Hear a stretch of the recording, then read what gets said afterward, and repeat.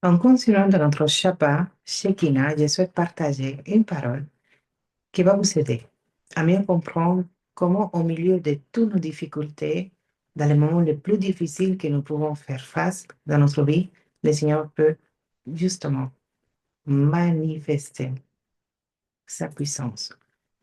Ou il va nous demander comment, à cette occasion, il a demandé à la compagnie prophétique Parfum Céleste de lui offrir des sacrifices de louange en célébrant ensemble le nom de Jésus. L'histoire que le Seigneur m'a mis à cœur, c'est l'histoire de 2 Chroniques, chapitre 20. Évidemment, je sais que vous le connaissez très bien. Mais avant cela, je souhaite simplement prier pour que le Saint-Esprit puisse commencer à préparer votre cœur, à disposer votre esprit, que vous soyez déterminés à rentrer dans cette convocation royale que notre Père céleste nous a fait. Nous tenir devant son trône, en esprit et en vérité, pour les louer et l'adorer. Louer l'Éternel en tout temps. C'est la parole que nous avons reçue pour notre Shekinah. C'est Shabbat qui va nous amener à recevoir la gloire de l'Éternel, sa gloire, Kabo, son Shekinah qui va nous amener à être remplis de sa paix. Mais pas la paix comme nous la connaissons, où tout va bien, où nous sommes rassurés. Non, non, non. Son Shekinah, c'est sa présence elle-même qui nous amène à recevoir la paix. Prions ensemble. Ô Père éternel, Yahweh, nous te louons, nous t'adorons, nous reconnaissons que tu es le seul digne de recevoir toute la gloire. Nous te prions par le nom de notre Seigneur Jésus-Christ, que notre esprit soit disposé, enseignable, à recevoir la parole de direction pour nous exhorter, nous encourager et nous édifier. Cette parole qui va consoler nos cœurs, qui va surtout remplir notre cœur de foi.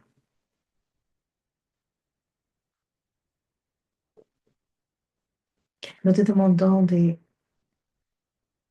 préparer notre cœur à recevoir cette parole. Que ton Saint-Esprit puisse nous guider à connaître ta parole en profondeur, afin de préparer ce temps de mise à part que tu nous as demandé de t'offrir. Que ces Shabbat Shekinah soient une occasion pour nous de te louer et de t'adorer en esprit et en vérité. Merci pour ta parole. Merci pour chaque femme qui va être en contact avec cette parole. Merci pour chaque cœur qui va être consolé par ta parole. Dans le nom puissant de ton Fils Jésus-Christ, nous te prions. Amen et Amen.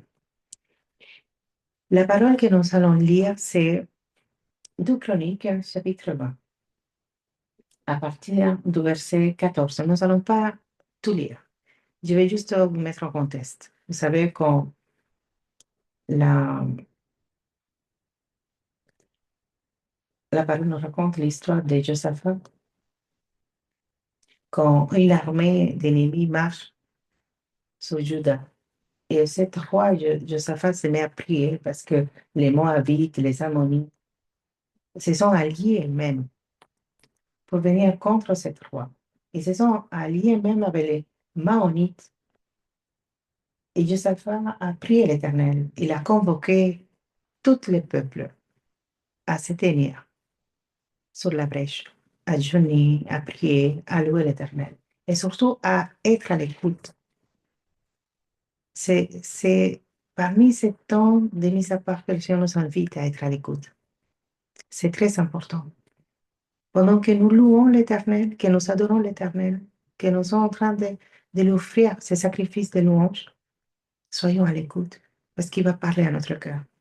Il va déverser dans notre esprit tout ce que nous avons besoin pour tenir tout au long de l'année 2025.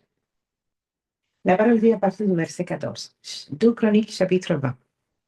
Alors l'Esprit de l'Éternel vit sur Jahaziel, fils de Zacharie, descendant de Benaï, de Jéhiel et de Mathan, un lévite de la lignée de Asaph, au milieu de l'assemblée. Jahaziel dit, soyez attentifs, vous tous qui habitez Juda et Jérusalem, et toi aussi, roi Josaphat. Voici ce que vous déclare l'Éternel. Ne craignez rien et ne vous laissez pas effrayer devant cette immense armée, car cette guerre n'est pas votre affaire, c'est celle de Dieu. Demain matin, marchez contre eux. Ils vont gravir la montée de la fleur. Vous les rencontrerez au but de défiler de l'entrée du désert de Jéruel. Vous n'aurez même pas à combattre. Contentez-vous de prendre position et de vous tenir là. Très important. Cette direction, c'est positionner et de vous tenir dans votre position. Vous n'aurez même pas à combattre. Contentez-vous de prendre position et de vous tenir là. Vous verrez l'Éternel vous accorder la délivrance. Gens de Juda et de Jérusalem, ne craignez rien et ne vous laissez pas effrayer. Demain, marchez à leur rencontre et l'Éternel sera avec vous. Josaphat se prosterna les visages contre terre, et tout Juda et les habitants de Jérusalem se laisseront tomber devant l'Éternel et se prosternèrent devant lui. Le verset 20. Le lendemain matin, ils se levèrent tôt, et les hommes se mirent en route pour le désert de Tekoa. Au moment du départ, Josaphat leur adressa la parole. Écoutez-moi, hommes de Juda et habitants de Jérusalem. Faites confiance à l'Éternel votre Dieu, et vous serez invulnérables. Faites confiance à ses prophètes, et vous aurez la victoire. Très important. 12e point à tenir en compte. Le premier point, c'était de se positionner et de tenir. Je me positionne et je vais me maintenir. En fait, je vais tenir ma position. Deuxième point, je vais faire confiance à l'Éternel, mais je vais faire confiance aussi à ses voix prophétiques, à ses prophètes, pour avoir la victoire. 21. Ils s'étaient concertés avec le peuple. Eux avaient placé en tête de l'armée des musiciens pour louer l'Éternel et la majesté de sa sainte personne. Ils se mirent en route devant les soldats en armée en chantant. Louez l'Éternel car son amour dure à toujours. Au moment où ils entonnèrent leur cantique de louange, l'Éternel plaça une embuscade contre les Ammonites, les Moabites et les habitants des monts des Sirs, qui venaient attaquer Juda, de sorte qu'ils furent battus. Les Ammonites et les Moabites se dressèrent contre les habitants des monts des Sirs et les exterminèrent. Quand ils en eurent terminé avec eux, ils se jetèrent l'un sur l'autre jusqu'à se anéantir. Verset 25. Josaphat et son armée allèrent s'emparer du boutin. Ils trouvèrent en abondance toutes sortes de biens, de vêtements et des objets précieux. Ils les ramassèrent en telle quantité qu'ils ne purent tout emporter. Ils restèrent 3 jours à piller les boutons, tant il était abondant. Le quatrième jour, ils s'assemblèrent dans la vallée de la bénédiction où ils bénirent l'Éternel. C'est pourquoi on a appelé cet endroit vallée de la bénédiction, nom qu'il porte encore aujourd'hui. 27. Tous les hommes de Juda et de Jérusalem reprirent joyeusement les chemins de la ville. Et Josaphat en tête, car l'Éternel les avait remplis de joie en les délivrant de leurs ennemis. Troisième point, très important. Qu'est-ce qu'ils ont fait, l'armée? Je vais répéter. Ils ont placé toute l'armée des musiciens. Ils ont loué, ils ont chanté, ils ont déclaré, ils ont proclamé. Premier point, qu'est-ce que le Seigneur nous a dit en lisant la parole? C'est de faire confiance à l'Éternel et d'être à l'écoute pour faire confiance également à ses prophètes. 12e, je me positionne, mais je tiens ma position. Je vais tenir. Et troisième, c'est là que je vais louer, adorer, jusqu'à proclamer la bonté de l'Éternel. Et si vous voyez, c'est tellement important ce que nous dit la parole. Suite à la disposition qu'a eu les peuples, qu'est-ce qu'ils ont fait? Ils se sont mis d'abord dans un accord, ensemble. Ils se sont prosternés. Ils ont cherché le Seigneur en esprit, en vérité. Ils ont prié. Ils sont rentrés dans un temps de mise à part. Ils ont été à l'écoute. Ils n'ont pas pris en compte toute l'armée immense qu'il y avait. Le Seigneur a dit à 2 reprises de ne pas avoir peur, de ne pas se laisser intimider pour toute cette armée, parce qu'il sera avec eux. Et le plus important, c'est quand il dit dans le verset 16, demain matin, marchez contre eux. Les 17, vous n'aurez même pas à combattre. Et c'est là qu'il commence à donner les directions.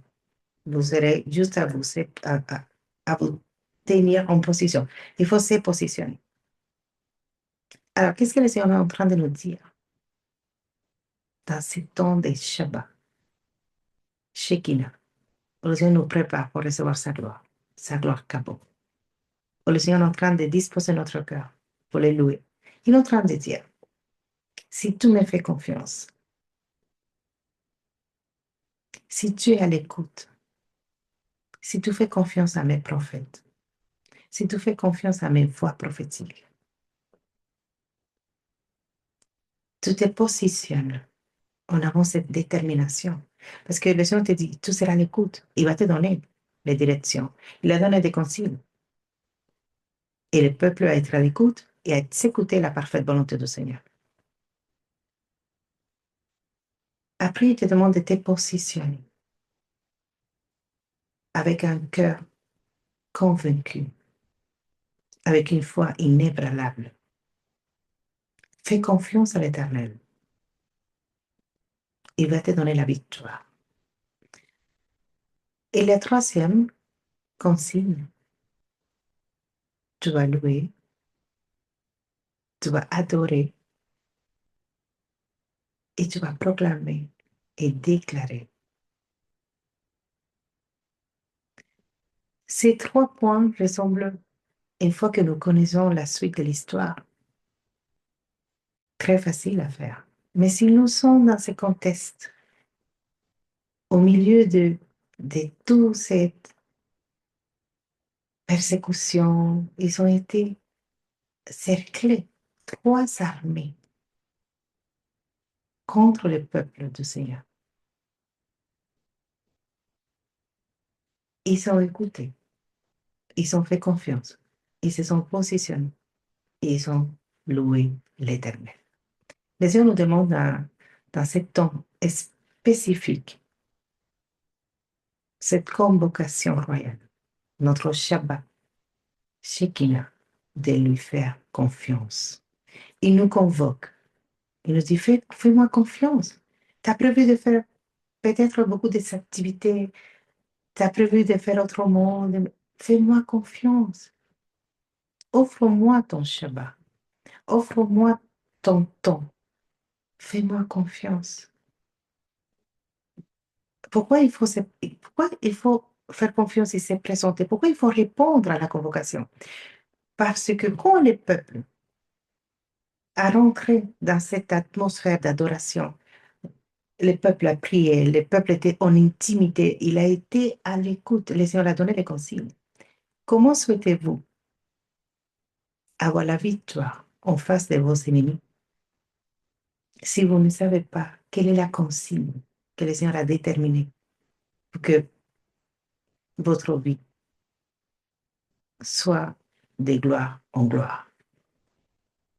Il faut écouter la consigne. Et comment pouvez-vous écouter si vous n'êtes pas positionné? Et surtout, il faut baisser les bruits de votre âme. Mais il faut rentrer dans cette chambre secrète. Il faut aller dans ces temps de mise à part. Il faut chercher sa présence. Il faut se présenter. Et comment vous allez se présenter? En pleine vitesse? Avec une agenda rempli des activités? Des choses qui ressemblent plus importantes qu'être à l'écoute. Qu'est-ce que c'est important à ce moment-là précis où vous êtes en train de visionner cette vidéo? Qu'est-ce qui vous perturbe? Quelle est votre guerre? Vous livrez une guerre où? Au niveau des finances, dans vos pensées, au milieu de votre lieu de travail, au sein de votre famille. Quel est votre combat? Demandez-vous une stratégie spécifique? Demandez-vous avoir la victoire en face de tous vos oppresseurs? J'ai une réponse. Présentez-vous. Répondez à cette convocation. Le Seigneur ne vous demande pas un temps spécifique. Il vous dit, vous avez 24 heures. Vendredi 18 heures, samedi 18 heures. Il faut établir un temps. Dis, papa, je vais me présenter. Je n'arrive pas à comprendre c'est quoi cette histoire de Shabbat, Shekinah. Je ne sais même pas c'est quoi. Je ne comprends même pas la dame quand elle parle. Le plus important, ce n'est pas de me comprendre, moi. Non. Pourquoi?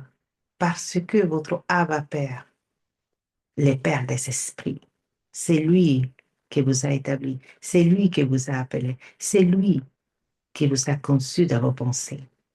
C'est lui qui est en train de vous convoquer. C'est lui qui, quand vous allez se rendre dans la chambre secrète, vous n'aurez pas à se retrouver en face de moi. Vous aurez se présenter et vous aurez se retrouver en face de lui. Vous aurez à prosterner votre cœur, à le louer en esprit, en vérité, à lui dire avec des sacrifices de louange, à célébrer son nom, mais avec une attitude où vous serez abandonné, vous serez complètement à être en lui et avec lui, à devenir un.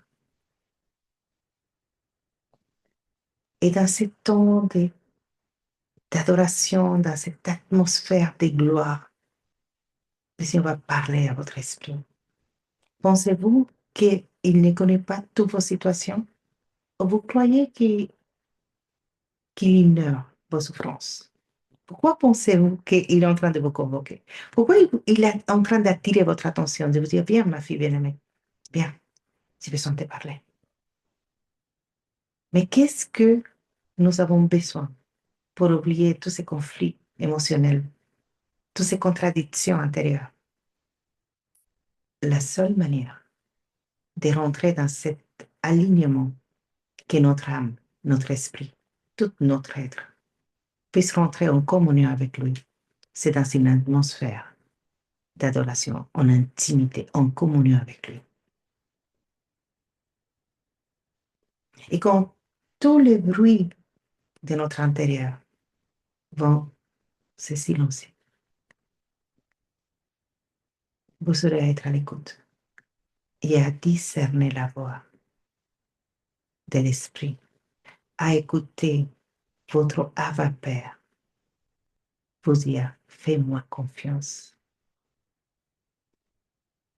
je vais te donner la victoire. Tu vas recevoir tout ce qu'il te faut pour te positionner et pour te maintenir en position, pour être là, avec une foi ferme, une conviction, une détermination, une foi inébranlable, à te positionner en esprit, en vérité. Je vais le louer, je vais l'adorer. Je sais que je ne pouvais pas. Je sais qu'il y avait des choses à faire. Je sais que, mais je vais me présenter devant le trône. Je vais répondre à cet appel. Je suis convoqué. J'ai une convocation royale. Mon Père en train de me convoquer. Et qu'est-ce qui va se produire? Que pensez-vous que, qui peut se produire une fois que vous êtes devant lui? Une fois que vous êtes en train de l'adorer, de le louer, une fois que votre cœur est complètement rempli de sa présence, une fois que vous êtes complètement dimensionné dans les lieux célestes, pendant que vous êtes en train de l'adorer, pendant que vous êtes en train de le louer, pendant que vous êtes en esprit en vérité, pendant que vous êtes en train de proclamer, de chanter, de danser, qu'est-ce que pensez-vous qui est en train de se produire à ce moment-là? Qu'est-ce qui va se produire à ce moment-là? Qu'est-ce qui s'est passé pendant que le peuple de Dieu a commencé à louer et à adorer l'Éternel? La parole dit que quand ils se sont présentés,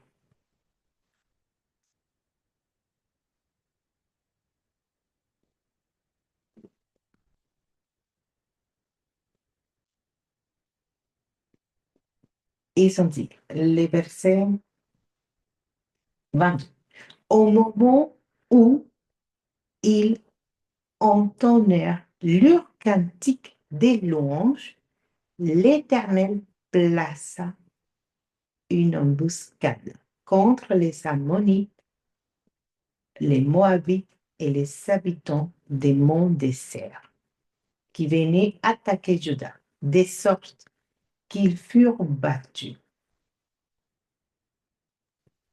Au moment même qu'ils ont entonné des cantiques de louange, au moment même, je dirais même qu'au moment que vous serez disposé votre cœur pour les louer, l'adorer, un tout à coup va se produire dans votre vie.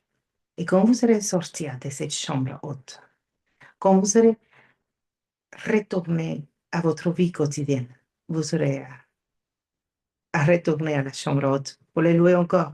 Dis Seigneur, j'ai pensé que je te connaissais, mais maintenant, mes yeux sont vus la puissance de la louange, la puissance d'être à l'écoute, la puissance de te faire confiance, la puissance de te placer comme priorité dans ma vie. Répondez à l'invitation. Qu'est-ce que pouvez-vous demander au Seigneur? Qu'est-ce que pensez-vous qui va se produire? J'ai pris cette histoire, mais je pourrais donner tellement d'exemples dans la parole qui nous parle de la puissance de la louange. Je n'ai pas besoin de vous convaincre. Vous savez que je n'ai pas besoin. Parce que vous savez et vous connaissez la parole de notre Dieu. Mais si votre état d'âme, votre état d'esprit Si vos situations, vos circonstances font partie des prétextes, ou peut-être c'est même l'opposition pour avoir des pensées comme, mais qu'est-ce que je pourrais faire? Comment je vais le louer? Comment... Vous savez rien faire. Vous serez emporté par cette atmosphère de sainteté. Quand les saints, 3 fois saints, se présentent, même si vous serez à dire, tu es saint, tu es saint, tu es saint, tu es digne de recevoir toute la louange, tu es digne de recevoir toute la reconnaissance. Je t'aime, papa, je te loue, je t'adore.